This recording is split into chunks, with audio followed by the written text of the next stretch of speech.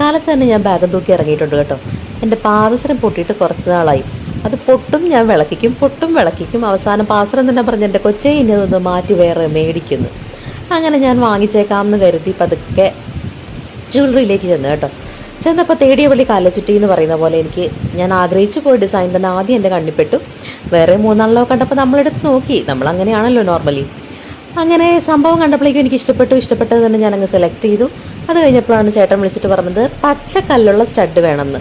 എന്നാൽ പിന്നെ അതും കൂടി എടുത്തേക്കാമെന്ന് വിചാരിച്ച് പച്ചക്കല്ലുള്ള സ്റ്റഡും എടുത്ത് നമ്മളുടെ പാദസരം ഞാൻ അവിടെ നിന്ന് തന്നെ കയ്യോടെ ഇടിയിച്ചു കേട്ടോ. എനിക്ക് വീട്ടിൽ ചെന്ന് കഴിഞ്ഞാൽ പേടിയാണ്, ഊരിപ്പോകുമോ എന്നുള്ളൊരു ടെൻഷൻ നമുക്ക് എപ്പോഴും ഉണ്ടാവുമല്ലോ. അതുകൊണ്ട് ഞാൻ മാക്സിമം ജ്വല്ലറിയിൽ നിന്ന് തന്നെയാണ് ഇടിച്ചിട്ട് പോവാറുള്ളത്. അപ്പോൾ പിന്നെ അതും കൂടി കഴിഞ്ഞു, പരിപാടി തീർന്നില്ല. നമ്മുടെ മൂക്കൂത്തി എന്ന് പറയുന്നത് എനിക്ക് എപ്പോഴും ഒരു വീക്ക്നെസ് ആണെന്ന് എൻ്റെ വീഡിയോ കണ്ടിട്ടുള്ളവർക്കറിയാം. ഈ ജ്വല്ലറിയിലെ മൂക്കൂത്തി ഒന്നും ഇഷ്ടപ്പെടാണ്ട് ഞാൻ വേറൊരു ജ്വല്ലറിയിൽ കയറിയാൽ മൂക്കൂത്തി എടുത്തത്. പക്ഷെ അവിടുത്തെ കളക്ഷൻ കണ്ട് കണ്ണ് തള്ളി ഞാൻ വീഡിയോ എടുക്കാൻ മറന്നുപോയി.